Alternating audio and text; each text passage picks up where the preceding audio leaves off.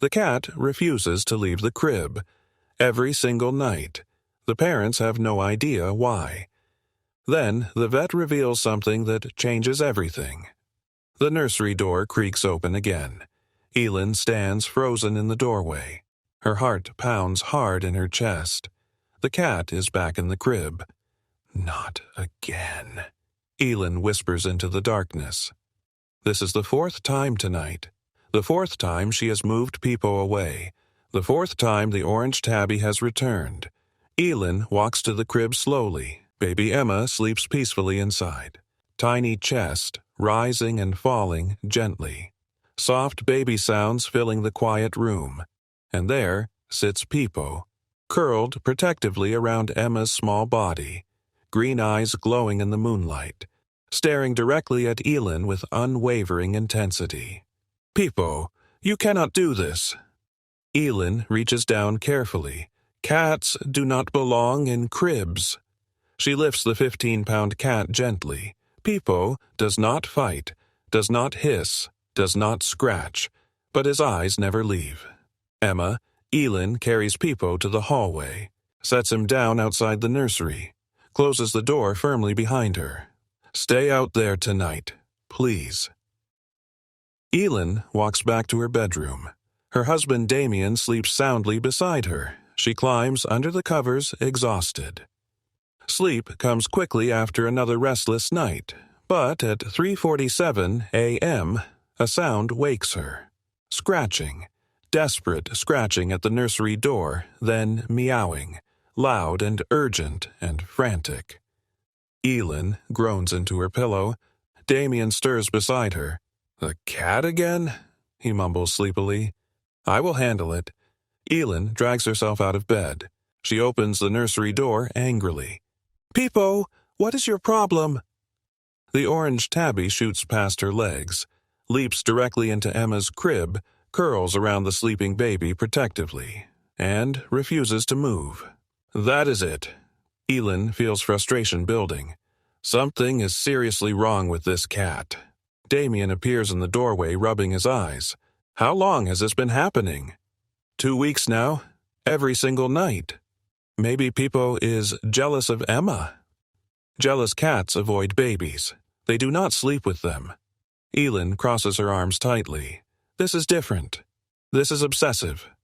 Damien walks to the crib, studies Peepo carefully. The cat stares back at him calmly, possessively, like a guard protecting treasure. We should call the vet tomorrow, Damien suggests. We should call the vet right now. Elin, it is almost 4 a.m. I do not care anymore. Elin's voice cracks with exhaustion. This cat will not let me sleep, will not leave my baby alone. Something is very wrong here. Dawn breaks over their small Georgia home. Elin calls the veterinary clinic immediately. Dr. Harding agrees to see Peepo today. Bring him in at noon, the receptionist says. Elin spends the morning watching Peepo nervously. The cat follows Emma everywhere. When Emma naps, Peepo sits beside the crib. When Emma eats, Peepo watches from the doorway, never more than 10 feet away. It is like he is guarding her, Elin tells Damien. From what? We are her parents. I have no idea, but it is creeping me out. At 11:30 a.m., Elin prepares the cat carrier. Peepo walks into it without protest. No fighting, no resistance, but his eyes stay fixed on Emma, even as Elin closes the carrier door, even as they drive away from the house. At the clinic, Dr. Harding greets them warmly. So what brings Peepo in today? He will not stop sleeping in my baby's crib. Elin sets the carrier on the examination table. Every night, multiple times, no matter how many times I remove him. Dr. Harding opens the carrier carefully. Peepo steps out calmly, sits perfectly still on the cold metal table. How long has this behavior been happening? 2 weeks exactly. And Peepo's behavior otherwise? Eating normally? Using the litter box? Everything else is completely normal. Elin fidgets with her purse nervously. It is just this obsession with the crib. Before we continue with the vet's shocking discovery, don't forget to like and subscribe. It really helps the channel grow. Dr. Harding examines Peepo thoroughly, checks his heart, his lungs, his temperature. Physically, Peepo appears perfectly healthy. Then why is he acting crazy? Let me run some additional tests, Doctor. Harding's expression grows serious. I want to check something unusual. Unusual how? I have a theory, but I need to confirm it first. Dr. Harding disappears into the back room, returns with specialized equipment. Small electrodes, monitoring devices, strange instruments Elin has never seen before. What is all that for? Auditory sensitivity testing. Dr. Harding attaches electrodes to Peepo's head gently. I want to measure his hearing capabilities. His hearing? What does that have to do with anything? Please, just trust me on this. The testing takes 40 minutes. Peepo sits completely still throughout. Cooperative. Calm. Almost like he understands the importance. Dr. Harding studies the results carefully. His eyebrows raise slowly. His mouth opens in surprise. What is it? Elin leans forward anxiously. This is extraordinary. Dr. Harding looks up from the monitor. Peepo has hyperacusis. Hyper what? Hyperacusis, extreme sensitivity to sound. Dr. Harding points to the screen. His hearing is roughly 4 times more sensitive than normal cats. Is that dangerous? Not dangerous, just very rare. Dr. Harding removes the electrodes carefully. Only about 1 in 10,000 cats have this condition. Elin processes this information slowly. So, Peepo can hear things we cannot? Exactly. Very faint sounds. Sounds completely inaudible to human ears. Dr. Harding strokes Peepo's orange fur thoughtfully. Maybe something with your baby breathing. Elin's stomach drops suddenly. What did you just say? Mrs. Collins, when did your baby last see a pediatrician? Last week. For her 2-week checkup. Elin's hands start trembling.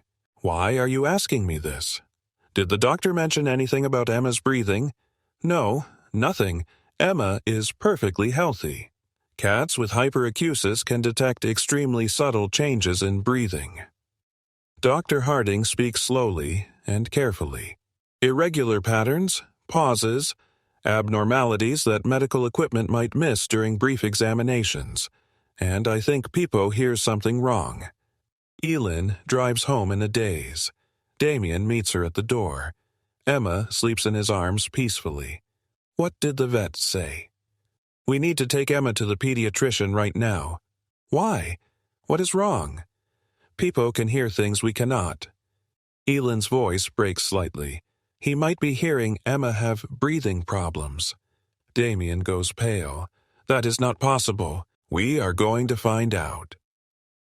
At the pediatrician's office, Dr. Radcliffe examines Emma thoroughly, listens to her breathing carefully, checks her oxygen levels, studies her tiny chest movements. I am not detecting anything immediately concerning, Dr. Radcliffe admits. But you only examined her while she is awake, Elin argues. You are right. Dr. Radcliffe nods slowly. We need overnight monitoring. Overnight monitoring where? Here at the hospital. We will attach sensors to Emma. Dr. Radcliffe pulls out admission forms. Monitor her breathing patterns throughout the night. Measure oxygen saturation levels. Detect any pauses or irregularities. Elin and Damien exchange terrified looks. When can we start? Damien asks quietly. Tonight. Bring Emma back at 8 p.m. That evening feels endless. Elin packs Emma's diaper bag with shaking hands. Damien drives to the hospital in heavy silence. Peepo watches them leave, standing at the front window, green eyes tracking their car down the street. At the hospital, nurses attach tiny sensors to Emma's chest, pulse oximeter on her finger, breathing monitor around her abdomen, camera recording her movements constantly. We will be watching all night. the night nurse assures them. Try to get some rest. Rest proves impossible. Elin sits beside Emma's hospital crib, watches the monitors constantly. Every beep makes her heart race. Every alarm sends panic through her body. Damien paces the small room endlessly. This is crazy. Emma is fine. We do not know that yet. At 11:47 p.m., the breathing monitor beeps sharply. Elin jumps to her feet. What was that? The night nurse rushes in immediately, checks the monitors carefully. Her expression grows serious. Emma just experienced a 15-second apnea episode. 15 seconds? She stopped breathing for 15 seconds? Yes, her oxygen saturation dropped to 88%. Damien grabs Elin's hand tightly. Is that bad? It is concerning. Normal levels stay above 95%. Elin feels tears welling up. How many times has this happened? This is the first documented episode tonight. The nurse adjusts Emma's sensors, but it might not be the last. At 1:23 a.m., another alarm sounds. Another apnea episode. 12 seconds this time. At 2:45 a.m., a third alarm. 18 seconds. Oxygen dropping to 86%. At 4:15 a.m., the longest episode yet. 22 seconds. Emma's lips turn slightly blue.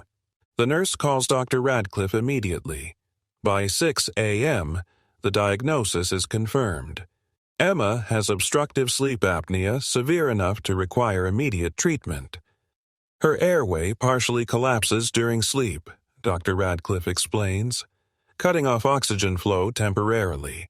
These episodes can happen multiple times per night. Why did we not notice this earlier? Elin asks through tears. Because the episodes are brief. Baby recovers quickly. Parents are usually asleep.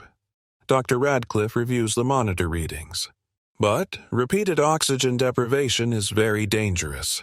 It can cause brain damage, developmental delays, even sudden death. Damien sits down heavily. Oh my God! The good news is we caught this early. Dr. Radcliffe smiles reassuringly. With treatment, Emma will be completely fine. Elin thinks about Peepo suddenly. The orange tabby refusing to leave the crib, keeping constant watch over Emma. The cat knew, she whispers. What? Our cat, Peepo. He knew something was wrong. Elin wipes her eyes. He was watching over Emma, making sure she kept breathing. Dr. Radcliffe looks skeptical. Cats do not have that kind of medical knowledge. But they have incredible hearing. Elin remembers Dr. Harding's words. And Peepo has hyperacusis. He can hear things we cannot. Like irregular breathing patterns, Damien realizes. Exactly. He heard Emma struggling to breathe.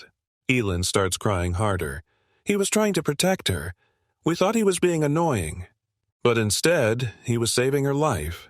Damien finishes softly. Emma comes home 3 days later, equipped with a special positioning pillow, instructions for side sleeping. Follow-up appointments scheduled weekly, and Peepo is waiting at the door.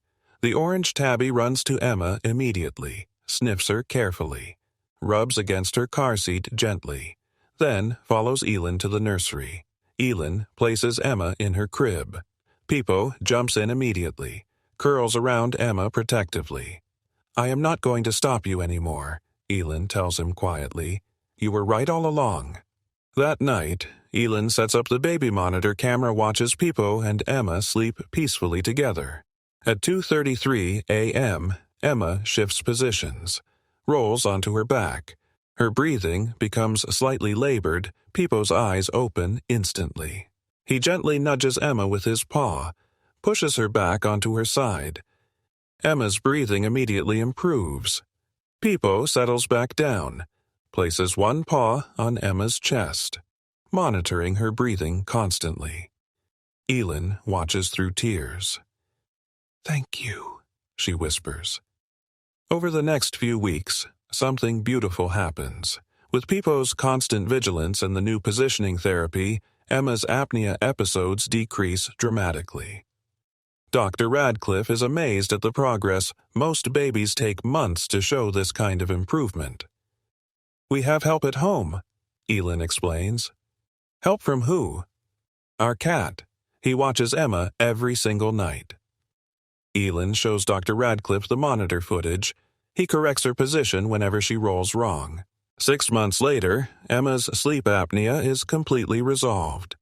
She sleeps through the night peacefully, breathing normally, growing strong and healthy. Emma no longer needs positional therapy, Dr. Radcliffe announces happily. She has outgrown the condition completely. That night, Elin watches Pipo sleep beside Emma. The orange tabby still keeps watch, still monitors her breathing, still protects her constantly. Even though the danger has passed, "You can relax now," Elin whispers to him. She is safe. But Pipo's green eyes say something different. They say he will never stop watching, never stop protecting, never stop loving this tiny human who needs him. Because that is what guardians do. That is what family does. Sometimes the greatest love stories are the simplest ones. A cat who heard danger, a baby who needed protection, a family who learned to listen, and a miracle that happened because one orange tabby refused to stop caring. Thank you for watching. If it touched your heart, please like, comment, and subscribe. Share it with someone who needs to hear about the extraordinary power of animal intuition and unconditional love.